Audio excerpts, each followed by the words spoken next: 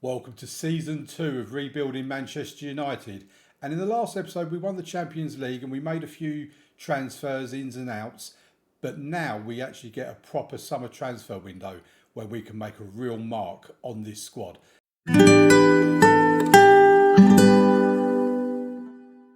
Okay, let's have a look at the transfers we've made so far. We're currently on the 4th of August, which is the day of the Community Shield against Manchester City. While we do that, leave a like on the video, subscribe to the channel as well. Always appreciated. We have done some business. Let's have a look at the back end of last season, basically. So before it ticked over to the new season. We'll go through the outs first. And we had, the main out was Maxi Oyedele, who, I'll be honest, I had no idea who he was. It turns out he's one of our youngsters, 19 years old, would be a practical signing for the future, could be 3.5 stars in the future, maybe was a player we could have kept around, but we got an offer coming of 6.25 million, potentially rising to 9.75 million. I just felt we'd take the money. We need as much money coming in as we can get. Willie Kambwala went out on a free to Burnley, and there's Ethan Ennis and Marcus Lawrence also went out. But what we brought in, and I'm quite excited by these, Dennis Seaman first. Now, the first two names I think you'll definitely be familiar with if you watch FM content on YouTube, which I'm assuming you do. Dennis Seaman, the first one, VFB 2 goalkeeper. 25 million was his release clause. He's one of the wonder kids in the game as a goalkeeper. He's 18 years old. He's not listed as a wonder kid, but he's got the potential to be 3.5 to 4.5 star ability. He is going to be our first choice goalkeeper as well. As you can see, his attributes are already going up in the right direction. He's got a few yellows on there already as well.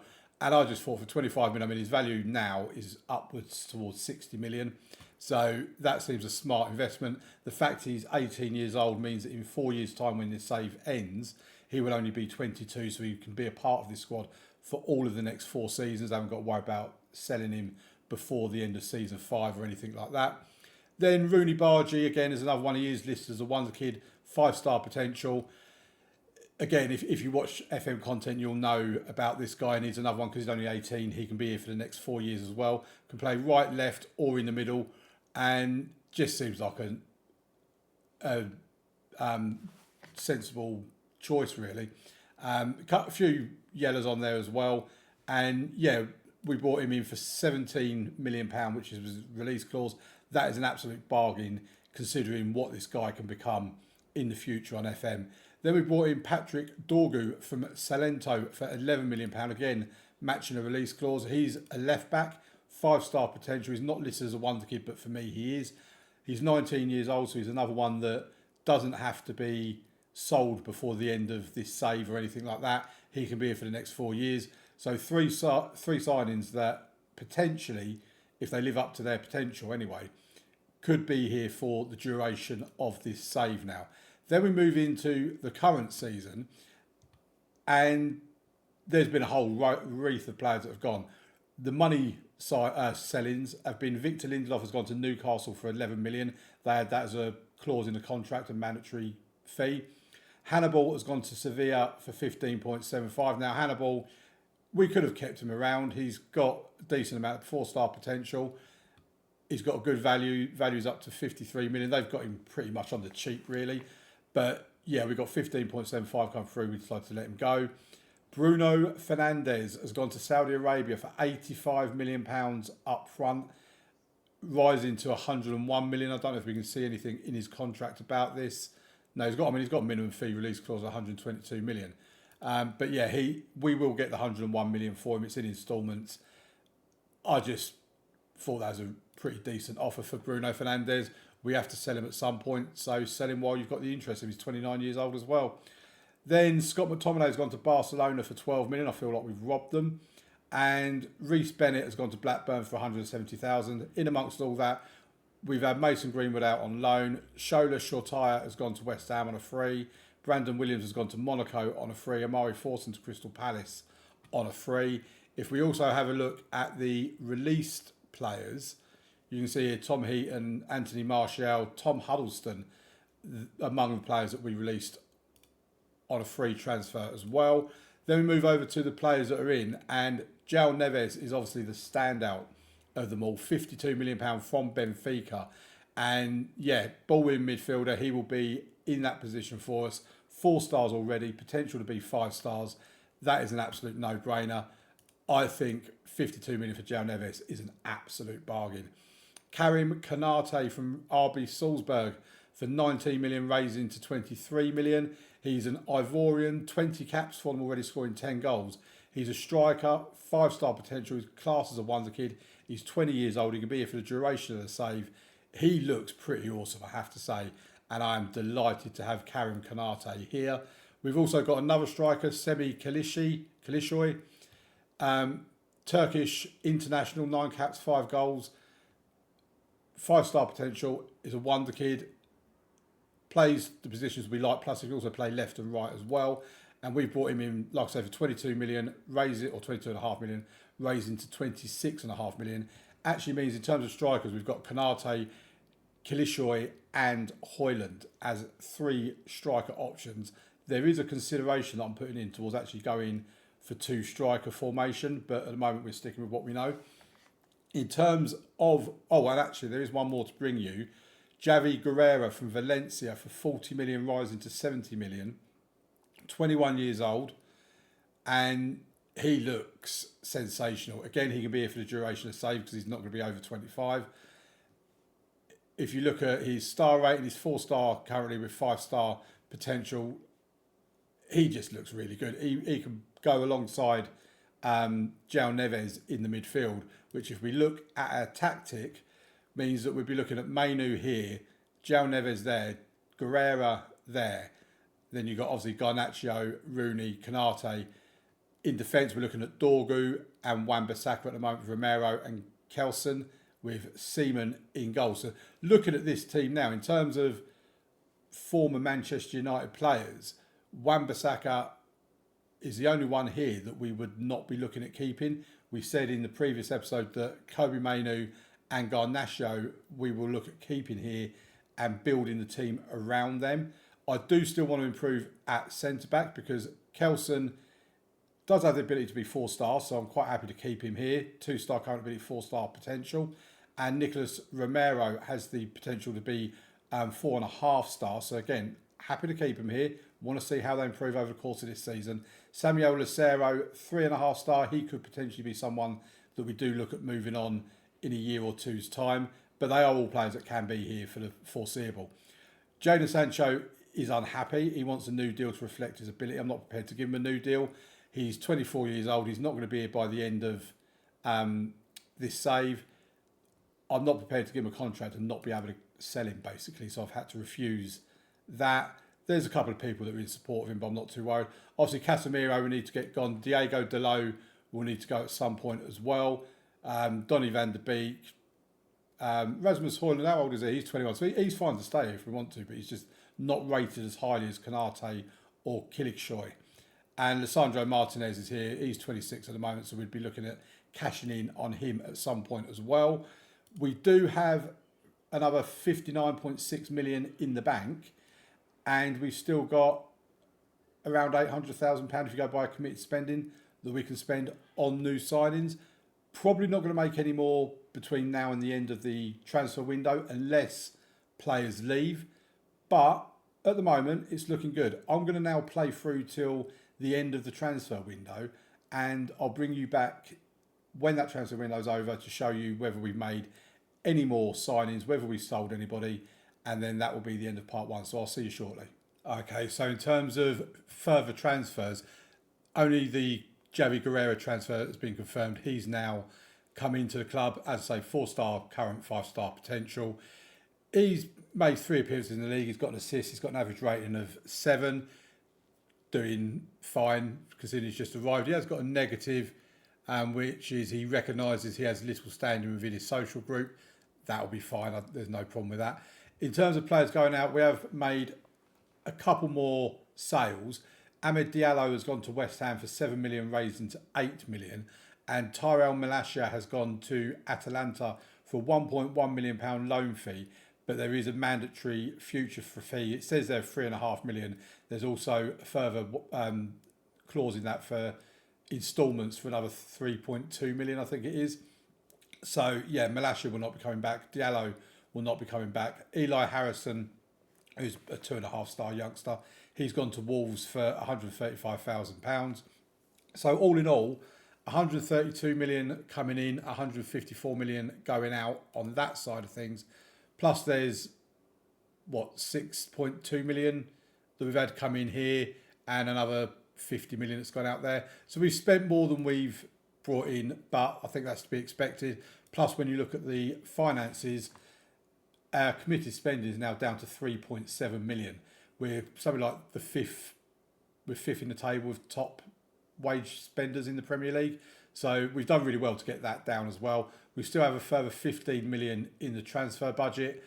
If we have a look at dynamics, team cohesion is good, club atmosphere is good, managerial support is good. We'll have a look at the schedule as well, because we've had a nightmare of a start in terms of our fixtures. So pre-season went reasonably well, as I said earlier on. We then played Manchester City in the Community Shield. We won that 3-1, 2 goals from Karen Canate, a new signing. Nicholas Romero also getting on the score sheet from a corner. Then we played West Ham, got a 1-1 draw away from home against them. Karen Canate again on the score sheet. Liverpool were next up with a 3-1 win against Liverpool. Garnacho, Canate and Casemiro coming off the bench to score. Then a 1-0 win against Arsenal with Alejandro Garnacho getting on the score sheet again. Then we played Manchester City and got a 1-1 draw against Man City. Rooney Bargy getting his first goal for us, or his first competitive goal at least. So yeah, from our first 4 fixtures playing Liverpool, Arsenal, Manchester City is quite the tough run. In terms of our Champions League group, we have, or I say Champions League group, the fixtures we've got. We have Inter Milan away, we have Rangers at home, Bayern Munich at home, Club Brugge away, Salzburg at home, Nice at home, then Bayer Leverkusen away and Tottenham away. So other than Bayern Munich, Inter Milan and maybe Bayer Leverkusen, that's quite a reasonable fixture list really. And bear in mind, we did play Bayern Munich in a pre-season friendly and won 3-0 as well. Not that you can make too much from that. In the Carabao Cup third round, we've been drawn against Newcastle. And in terms of our last 6 fixtures, not too bad. Tottenham at home, Villa away, Bournemouth at home, Chelsea away, Sheffield United at home and Burnley away. Other than Chelsea and maybe Tottenham, that's a pretty decent run in, I think, to be quite honest. Obviously, that could change when games get rescheduled and things like that. One thing I do want to show you, actually, if we go to the Premier League, first of all, we're 4th in the table, 2 wins, 2 draws, 8 points. We're 1 point off Liverpool, who are top. They've only lost 1 game, and that was against us. So happy days in terms of the Premier League, considering who we've had to start with. But what I do want to show you is the list of managers, because this actually did make me quite chuckle. Arsenal have Unai Emery in charge. So they had Unai Emery. It went very badly. He was sacked. They brought in Mikel Arteta. That went badly in FM, that is. And they sacked him and gone back to Unai Emery. I mean, not really very creative there from Arsenal. Villa have got Julian Nagelsmann as their manager. I mean, that is quite some appointment, to be fair. Patrick Vieira's replaced De Zerbi at Brighton. He's now there. Company and Pochettino still in their position. Paddy McCarthy is at Crystal Palace.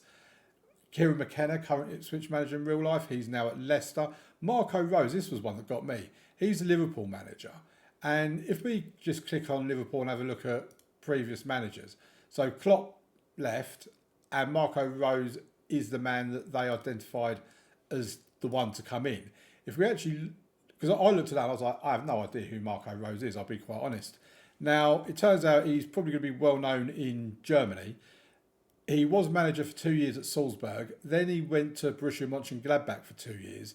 Then he spent a season at Borussia Dortmund and then 2 seasons at Leipzig before being headhunted by Liverpool.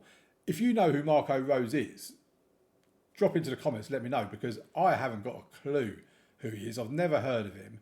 But like I assume, if you're a fan of German football, especially the Bundesliga, then you're going to know who Marco Rose is. 47-year-old German. I mean, he's got a really good reputation. 4.5-star reputation manager.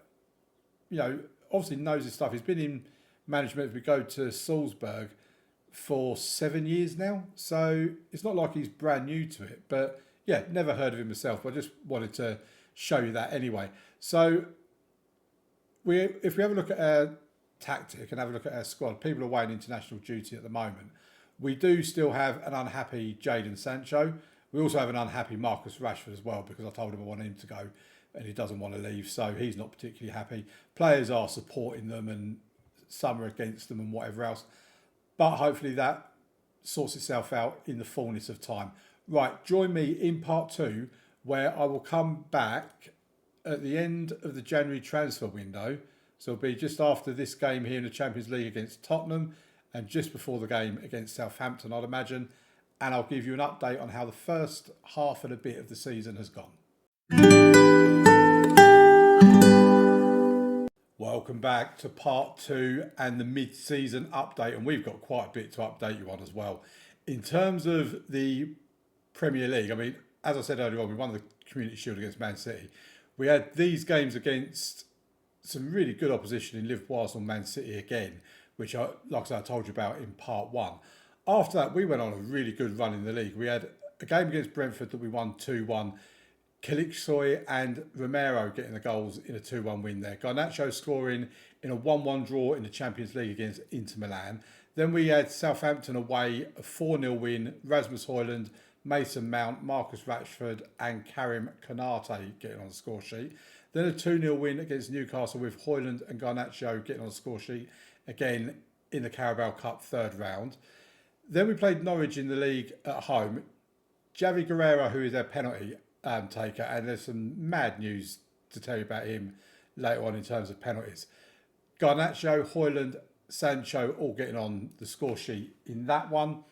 Then we played against Rangers in the Champions League, a comfortable 4-0 win with Javi Guerrero getting 2 goals, Rasmus Højlund and Marcus Rashford scoring a penalty. Then against Crystal Palace back in the Premier League, we won 1-0 through Javi Guerrero. Newcastle in the Premier League, we won 3-0, Højlund, Neves and Garnacho on the score sheet there. Then we had Bayern Munich in the Champions League at home, a 2-1 win, Rooney Bargi and Casemiro scoring. Brighton were next up in the league, 2-1 win against them, Christian Eriksen and Wan-Bissaka. Then Cardiff in the Carabao Cup fourth round, and Luke Shaw with the only goal of the game in that one. Leicester City comfortably beat them, an own goal plus a goal from Garnacho. Club Brugge, a 2-1 win in that game. We did play somewhat of a very heavily rotated team, as you can see here, really. But Karim Konate and Casemiro scoring there. Nottingham Forest in the Premier League, Rooney Bargi and an own goal gave us a 2-1 win there. A 5-0 win against Everton, and the madness of Javi Guerrero and penalties. His hat-trick, all 3 of them were penalties. And then later in the game, Guerrero had been taken off, Mount had come on, and Mason Mount then scored a penalty as well. So out of the 5 goals in that game, 4 of them were penalties. I mean, it's not a surprise they had a player sent off. I think Everton need to work out how to not concede penalties, really. Then we played Salzburg in the Champions League. Obviously still the group stage, a 3-1 win, Rooney Bargi, Luke Shaw and Javi Guerrero with them goals.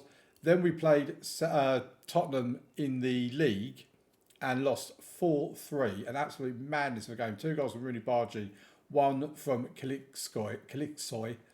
But Son got 2, Kulusevski got 1 and Dominic Calvert-Lewin also getting 1. Then we played against Aston Villa in the league. A 4-0 win, a comfortable win. Lisandro Martinez, Konate, Garnacho and Eriksen with a goal in that game.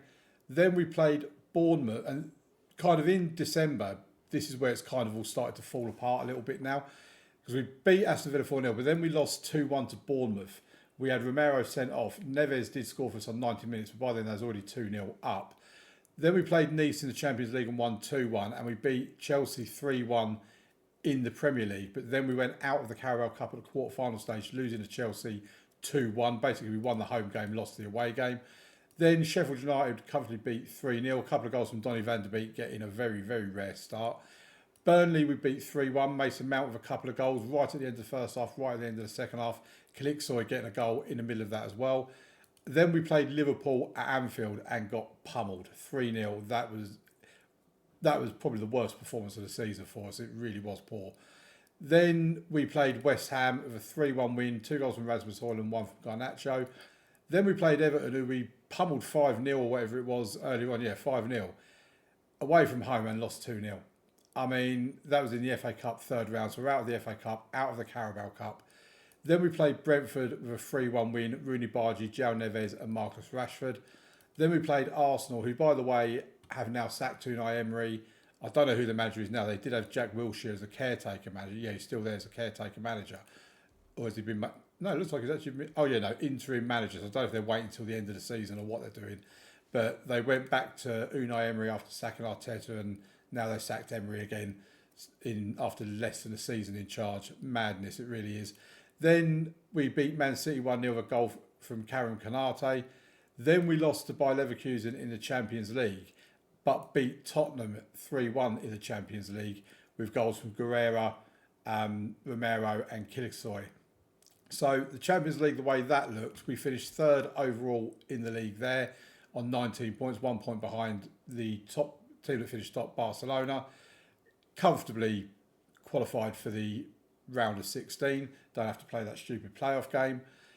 In terms of the Premier League, we are top of the table, 9 points clear of Liverpool. How we're 9 points clear, I really don't know. I mean, Man City do have a game in hand, so if they win that, they'll reduce that to 6 points. But I really don't know how we're so far ahead, considering we've lost 3 games, we've drawn 2 games. We've hardly been dynamic. We've looked quite dodgy in quite a few games as well. And overall, I just think that, yeah, I'm really surprised that we are where we are. If we now have a look at transfers, because there's quite a bit of news to bring you on that as well, I'm really annoyed, I don't think he's on here now, but Donny van der Beek had the opportunity to move to Fulham. We even agreed to pay him off £750,000 payoff for him to go to Fulham. And then he went and rejected them. And they were prepared to give us, I think it was 9 million. I think it was like 7 million up front with a couple of million in add-ons and instalments and stuff. So really, really annoyed at Van der Beek that he turned that down. But in terms of players coming in, nobody else has come in. But in terms of players going out, I mean, let's have a look. We've got Casemiro has left. He's gone to Al Ali in Saudi Arabia for 25.5 million, raising to 30.5 million. Mike Schmidt, who was a youngster of theirs that I didn't really want to let go, but you know, he did have a little bit of potential. Got 3.5 star potential, 16-year-old. But we've got 1.2 million for him, so I can't complain about that. Andre Onana has gone to Tottenham for £425,000 loan fee. There is a mandatory fee after 10 appearances for Onana for it says there 17 million, but I'm sure it's more than that. If we actually, what am I trying to look for? Onana, how many? He hasn't made an appearance yet. I mean, he's only just arrived there, to be fair. But if we have a look at so loan option after 10 matches, it's 36 million. So the initial amount of money they'll pay up front is 17.75, and then they're paying like 18.5 or something into 12 monthly instalments. So hopefully he makes his 10 appearances for Tottenham. Who is their number one goalkeeper at the moment? So have a look at their playing squad. So Vicario is their goalkeeper. So he's probably not going to make them 10 appearances, if we're being completely honest. But he's out of the way at the moment. He's not causing me any problems, so goodbye to him. We then got 87,000 for Habib Agunye, and Gabriel Biancheri went to Southampton for 200,000, rising to 275,000. What that's done to the finances is we have £66 million in the transfer budget. And also, I don't know if it showed it on here actually. Let me have a quick look. Aaron Wan-Bissaka has gone to Tottenham for 7 million, rising to 9.25 million. I think I missed that one out actually. So yeah, he's gone to Tottenham. So Wan-Bissaka, Casemiro and Onana, the 3 big sale names.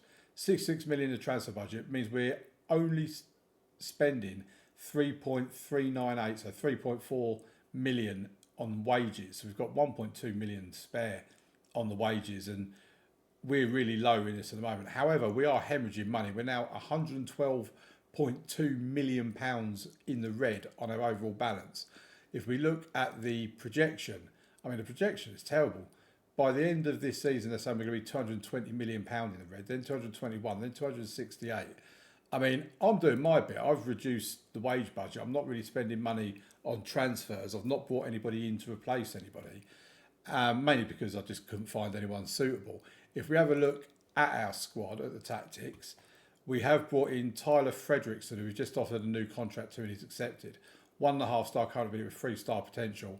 He can play on the right-hand side plus his central defence. He's basically just a very emergency type squad player until we can get to the summer and sign a wonder-kid right back, which will be a top choice of mine. If we actually go to the squad and have a look at some of the stats on here, in terms of goals, Alejandro Garnacho scored the most goals, 11 goals, 11 assists. He's been phenomenal, Garnacho, he really has. Javi Guerrero, who with Casemiro leaving is now a new captain, he's got 10 goals and 7 assists as well from the centre of midfield. Rasmus Højlund with 8 goals, 2 assists, the same as Karim Konate. Karim Konate has made slightly more appearances, 26? Well, the same appearances, but just slightly more starts. Then we've got Kilik Choi, who in 17 appearances scored 7 goals, 2 assists. Been really good, 7.15. 7 goals, 5 assists there for Rooney Bargy. I think that is, for Rooney Bargy. And then Marcus Rashford, Mason Mount, blah, blah, blah, blah, blah. So things have been getting spread around quite a lot. And I'm not used to having the fact that if we look on here that we have Alejandro Garnacho as a top goal scorer. I'm not used to having a attacking midfielder as my top goal scorer.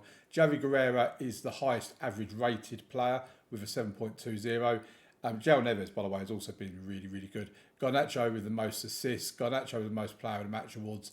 I think at the moment it's safe to say that Garnacho is our player of the season. The dynamics, team cohesion is very good. Club atmosphere is very good. Managerial support is very good.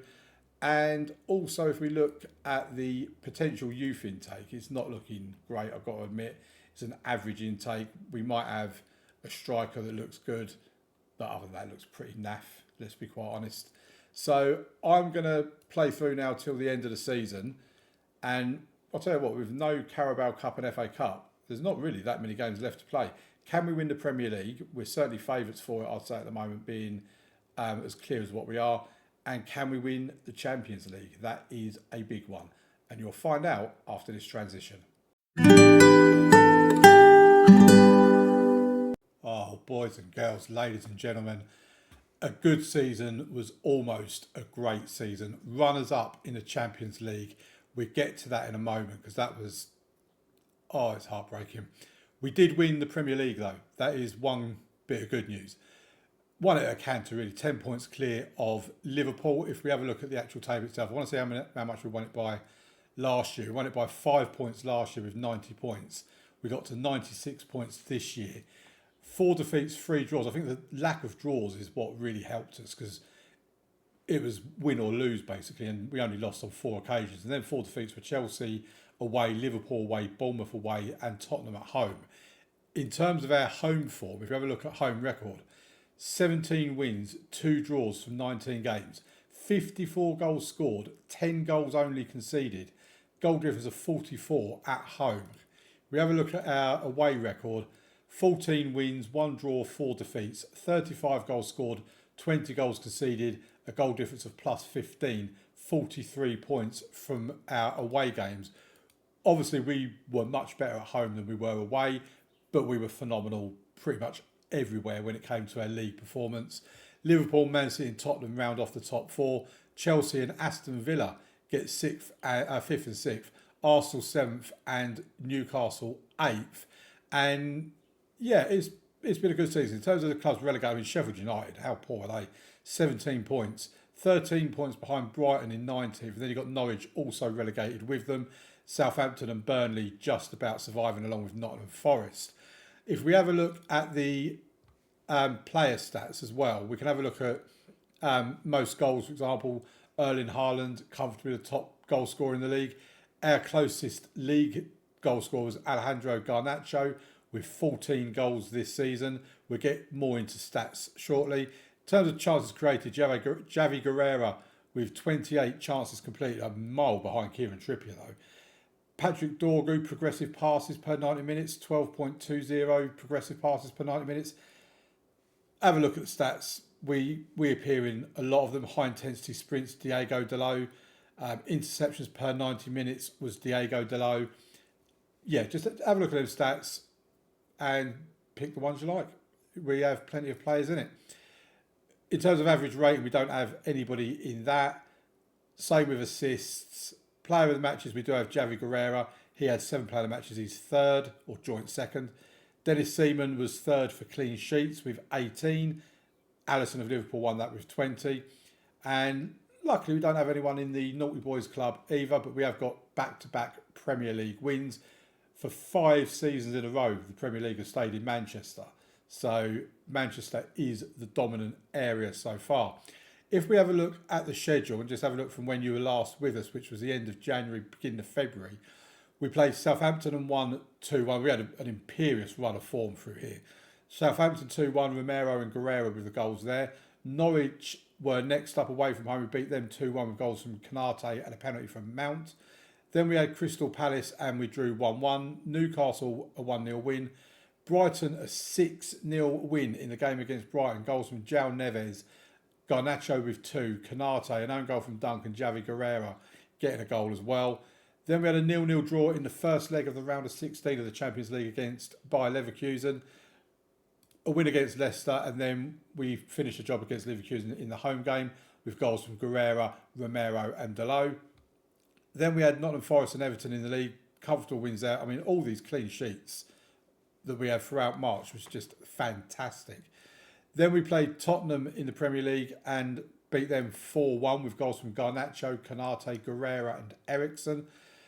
Then we had a Champions League quarter-final against Manchester City and we beat them 3-1 in the home leg. Guerrero, Kelson and an own goal from Phillips. And then in the away leg we beat them 2-1 with João Neves and Christian Eriksen getting on the score sheet there. Then we had Bournemouth and Villa's back-to-back wins in the Premier League. The Villa game was a really stressful game. They did have Diego Carlos sent off in the 86th minute. But just look at that. We went 2-0 up from Guerrero and Canate. But then Villa came back with 2 goals from Moussa Diaby to make it 2-2. Then we went 3-2 up before John Duran came back to make it 3-3. And then Diego Dalot in the 93rd minute giving us the win to make it 4-3. Then we played Barcelona in the first leg of the semi-final and got a 3-2 win at home. I must admit, at that point, I thought we've not done enough to get this tie. They're going to come back at us. But what I will say is they've got Eddie Nketiah playing for them. For me, any team that's got Eddie Nketiah playing for them is not going to be winning the Champions League. Karen Canate with 2 goals, Kilik with 1. And yeah, it was a 3-2 win. Then we played Chelsea and lost 3-1 in the Premier League. A big, long run of form without a defeat coming to a crushing conclusion.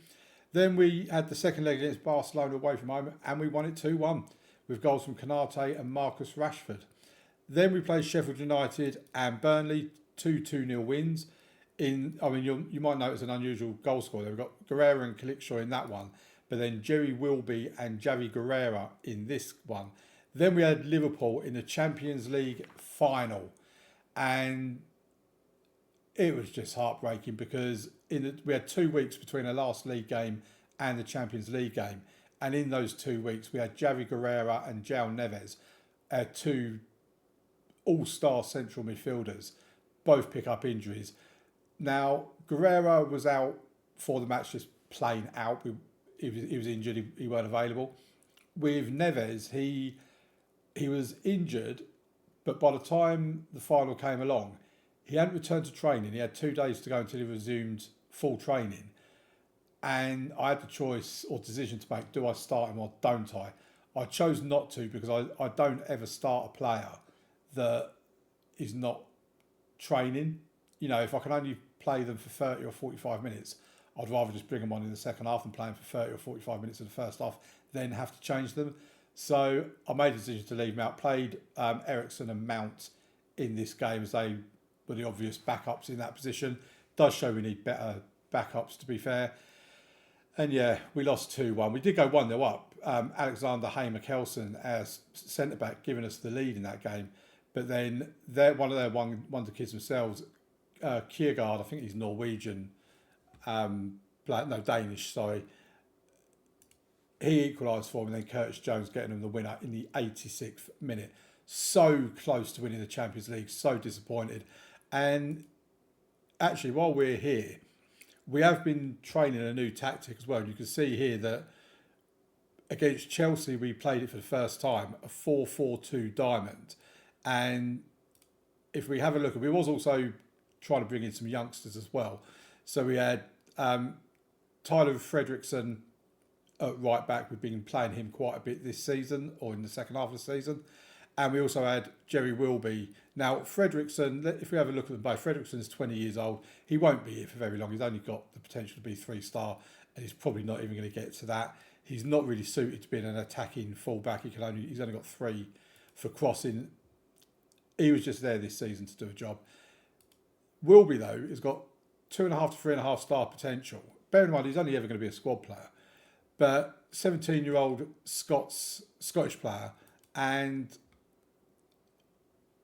he didn't really impress in that game, but he did later on, as you've seen, he has already scored a goal. Also enables us to have 2 up front with Kılıçsoy and Konate playing up front in this game. Didn't really go to plan. We lost 3-1 to Chelsea. But we played it again in the games against Sheffield United and Burnley. And if we have a look at the Sheffield United game, for example, again, Wilby is in this position, but you might notice another new name, and that is Kirk. John Kirk, 16-year-old Scotsman, 5-star potential with 1.5 star at the moment. I really want to bring him through. He does look like he could be a real star for the future. And I fully expect by the end of season 5 that, which is in 3 years' time now, he'll be 19. I think he'll be a member of our squad for sure. And obviously it enables us to play Jerry Wilby as well when we play this position. It's one reason why I wanted to have a look at different formations. I wanted to try 2 up front. I wanted to try an attacking midfielder. And rather than doing like a 4-2-3-1 or anything like that, I thought I'd go for something a bit different, something I don't usually use. I very rarely do diamonds. And the problem with doing this is there's no place for Garnacho in the team unless I'm going to retrain him in this position. So it's not a formation that we'll use frequently or anything like that. But it's a formation that we have there and that we're starting to get at least a little bit familiar with. Now, in terms of, this is basically what our first choice team would look like in our basic 4-3-3 formation. And it's worth noting the improvements in Dennis Seaman. He was 2 stars at the beginning of the season. He's now up to 3.5 star. As you see, his attributes are going up in plenty of areas. He's going to be our number one, or he already is our number 1 goalkeeper, but there's no way we're going to not have him as their number 1 goalkeeper. Kelson and Romero have not really moved. If they have, it's like by 0.5 star for maybe Kelson, but Romero doesn't look like he's moved at all. Hopefully that does change because they are good players. There's no doubt about it. They are good players. Patrick Dorgu as well, he's got the potential to be 4.5 star. He's still a wonder kid, 20-year-old Danish international, by the way. And as you can see, all of his attributes are just going in the right direction. But his star rating doesn't really seem to be reflecting that. But again, hopefully that does change soon. Kobe Mainu is another one. He's a wonder kid still with 5-star potential.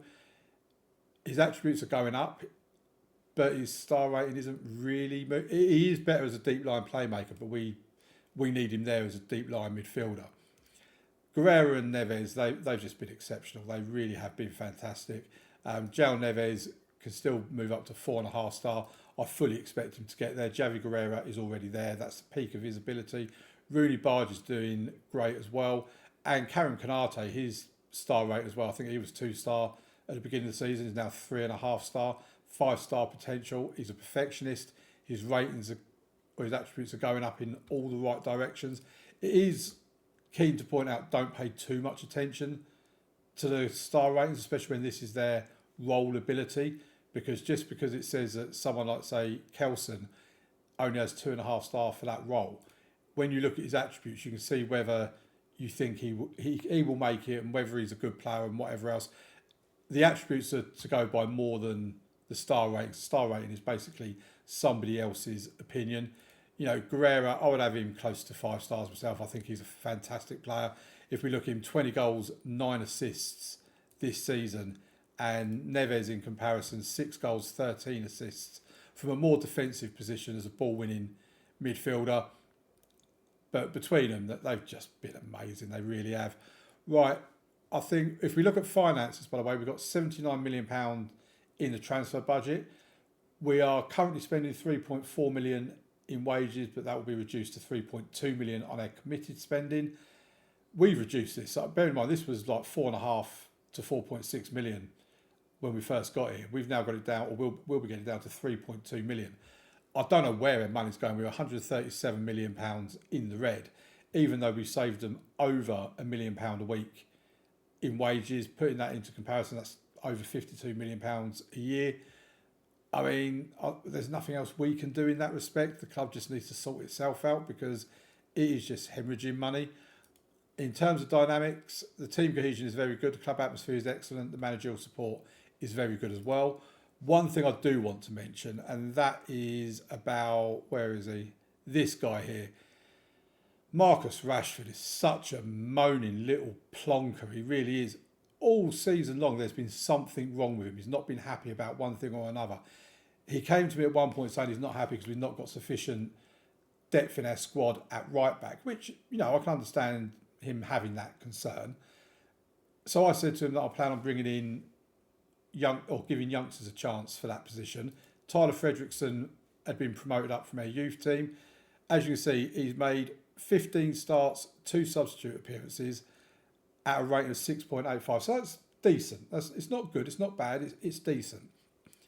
He's then come to me saying, oh, I'm not happy because you're not giving youth a chance. And I'm like, have you not been seeing this guy called Tyler Fredrickson playing at right back? You know, I don't understand how I'm not giving youth a chance at right back when I'm literally 11 starts in the Premier League. It's not like he's just been coming on for the last 5 minutes as a substitute. 11 starts, no substitute appearances in the Premier League. Marcus Rashford is a pain in the backside, and the sooner he's gone, the better. Luke Shaw is wanted by Newcastle. Marcus Rashford is wanted, but only Barcelona seem to want him on transfer. Samuel Lucero isn't going anywhere. Tyler Fredrickson, we may well let him go. He's wanted by 14 clubs, but that's probably only going to be on loan.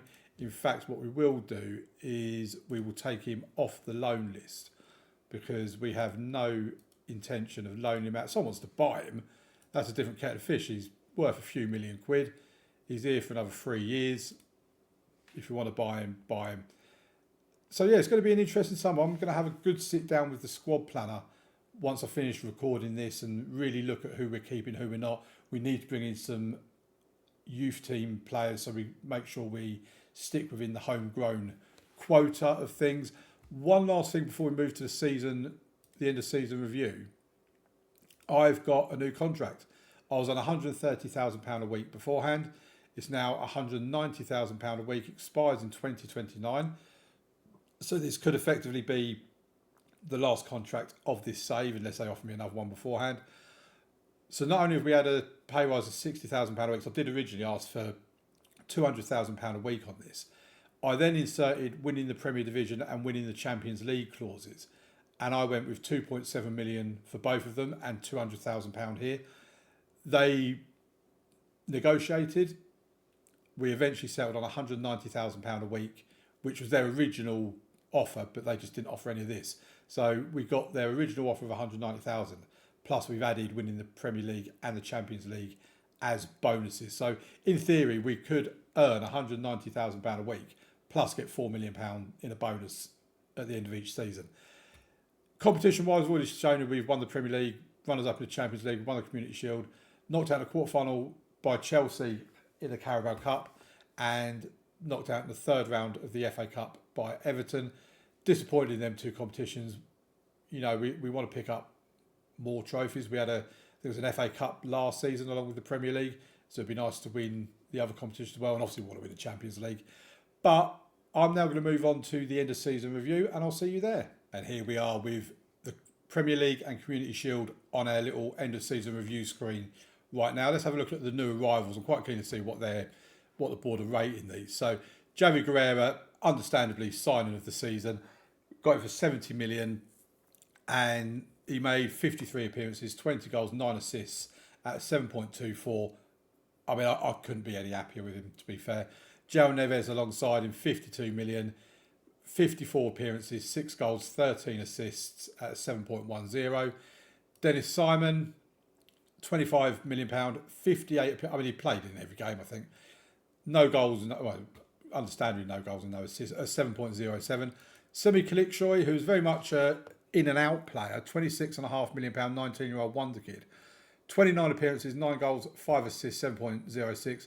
For the chances he got, I was really pleased with Semi, to be honest. He played as a striker, he played as attacking midfield right, attacking midfield left. He's a really versatile, terrific member of this squad. I really like him. Karen Kanate, I think, will eventually grow up to become that absolute diamond of a striker for us. 23 million is all he cost us. 45 appearances, 10 as a sub. 17 goals, 5 assists at 7.04. Rooney Bargy, yeah, he was good. I enjoyed him. 17 million pound, 43 appearances, 7 goals, 9 assists, 6.93. Can do better. And then Patrick Dorgu from Salento for 11 million. I mean, 11 million is an absolute bargain. 2 assists, no goals, 6.85, 46 appearances. Can't really argue too much about that. In terms of the players that went out, I mean, we have spoken before about who they are, but Anthony Martial's gone to Al Riyadh. I've never seen that name before. It's obviously a Saudi Arabia name. 43 appearances, 24 goals, 5 assists at 7.37. He's torn it up in Saudi Arabia, to be fair to Anthony Martial. Bruno Fernandes has gone to Al Ali along with Casemiro. Both of those have had really good seasons. I mean, Bruno Fernandes, 22 goals, 15 assists from 50 appearances. If he was doing that for us, we'd be absolutely delighted with that.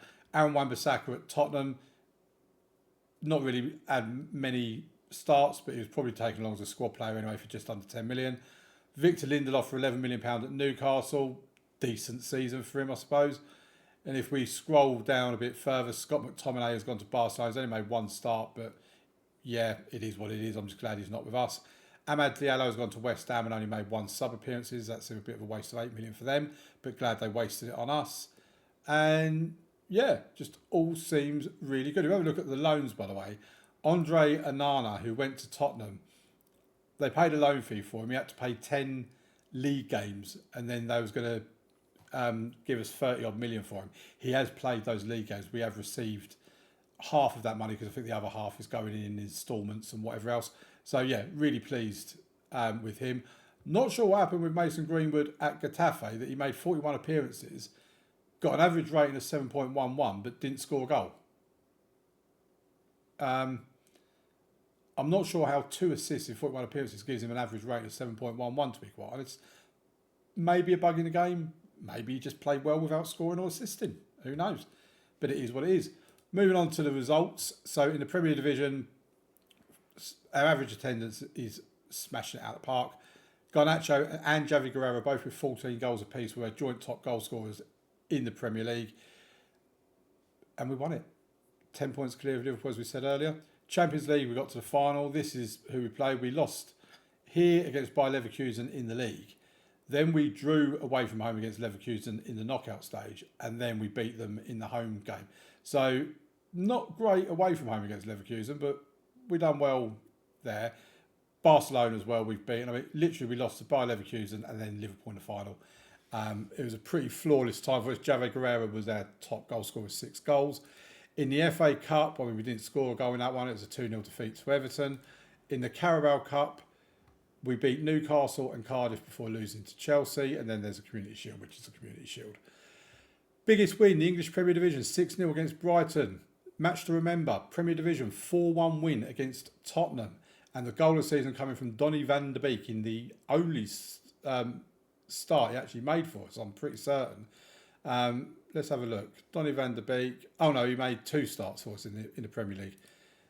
And in one of them games, he got the goal of the season. Van der Beek provides a perfect finish to an excellent team move by scoring a daisy cutter from 20 metres. If you're not sure what a daisy cutter is, the one that slides along the top of the grass, hence cutting the daisies. Yeah, I'm sure you know. Club's reputation is 4.5 stars, as you'd expect. No new sponsorship deals, but sponsorship has gone up by 48 million. Broadcast revenue has gone up by 5 million. Corporate and hospitality has gone down by a few 100,000. The matchday commercial and retail has gone down by 10,000 or whatever. And the competition prize money has gone up by 20 million. In terms of who's selling the most shirts for us, Javi Guerrero, Rashford, Neves, Rooney and Mount. Mount seems a bit of an unusual one, but it's good to see Guerrero, Neves and Rooney there because they are obviously 3 players that we've brought in. We made 31.47 million in shirt sales. 13.93 of that was from non-domestic sales, resulting in 1.2 million shirts sold. I mean, Manchester United are an absolute money-making machine when it comes to merchandise and things like that. Let's be honest with how big a club they are. In terms of the best 11, so close to having all 11 green. Mainu let us down and Rooney Bargy let us down. Mainu, I wouldn't say he let us down. I think it's just the fact that defensive midfielders don't tend to get particularly high ratings unless they get a goal or assist or whatever. And I think that's something that needs to change in FM25. You need to give defensive midfielders their love. Because if you actually look at his defensive statistics, I haven't actually looked at them, but if you did, you'd probably find they're very decent. But it don't seem to reward that quite as much as it should. But the team is Simon in goal, Shaw and Delo left back and right back. I mean, I mainly had Dorgu there, so I don't necessarily agree with that. Romero and Kelson in the centre. Mainu, Neves and Guerrera in the midfield three. Absolutely agree with that. Garnacho and Rooney out wide with Kanate up top. Agree. The only one I don't agree with is that one there, because I think that should be Patrick Dorgu. But it is what it is. In terms of awards, well, look at that. September, October, November, January, April, I won the Manager of the Month awards. Also won this Northwest Football Awards Manager of the Season award for 23-24. I don't really know what that award is. I keep seeing it in the game from when I've been managing like Blackburn and things like that. I keep seeing this come up. Don't know what it means. And Manager of the Year for the English Premier Division as well. In terms of club awards, Javi Guerrera, 7.2 average rating, makes him the fans player of the season, the young player of the season, the signing of the season, the top goal scorer, the most player of the match awards, the highest average rate. I mean, most of this is Javi Guerrera. He's basically won every award, with the exception of goal of the season for Danny van der Beek. Most assists, which goes to Garnacho with 14. I think, to be fair, Guerrera was only about one away from that. I know it's 4 away. It was Neves that was 1 away. And the most passes completed per 90 minutes was Nicolas Romero with 71 passes per 90 minutes. Yeah, he's really good. Record breakers, Javi Guerrera, Player of the Match Awards. He's broke that record with his 8 Player of the Match Awards. And Bruno Fernandes is the highest transfer received at 85 million, raising to 101 million, I hasten to add. Man UFC dared to dream, and thanks to a great run of results in the middle of the season, their dreams came true. Once Man UFC got rolling midway through the season, it looked hard to stop them going on to this success. And there's their 2 little trophies there. The manager timeline is what the manager timeline is. We've played our 100th game, or managed our 100th game with Manchester United. And it brings us back to here. If we have a look at the support profile, the overall best 11. I mean, for some reason, the overall best 11 has got Martial as a striker. Don't get that at all. But Seaman in goal, Shaw and Wan-Bissaka, Romero and Kelson, Casemiro, Guerrera, Fernandes, Rashford, Garnacho and Martial. Support profile, the Fairweather fans have gone up to 21%. The family has gone down to 18%. The rest of it all stays the same. The supporter influence on the board is moderate still, and the social media following has gone up by 4.5 million. We're now 52.3 million. And there's 107,010 people on the season ticket waiting list. And that is pretty much it. We'll have a look at this. This is for next season. Yeah, it is what it is what it is. We'll accept the current vision. Well, actually, what we do need to know is what they expect us to do at the end of next season. Reach the last stages of the Champions League. Qualify for the Champions League. Okay, we need to do our end of season team meeting, which I hate doing. Premier League. We can qualify for the Champions League. They're happy with that. Just what I want to hear. Now let's go. I only ever discuss that and then we get out the building. Squad dynamics, went through that earlier on. And the season injury report. I mean, injuries are injuries. I'm not going to go into it again because I moan about it all the time and it gets very boring, I know. We're going to go to the USA for our holidays. I mean, for our training camp. And a monthly staff meeting that we'll just skip for now. So there you go. There you have it. We've won the Premier League again. We've retained it. We were runners up in the FA Cup. No, in the Champions League. I'm not getting myself confused now. I think that probably is a good time to end it. Come back next Sunday, 2 p.m. We'll have season 3. Who else can we get out the door? Who else can we bring in? What is their squad going to look like for the start of season 3? Only one way to find out. Tune in next week.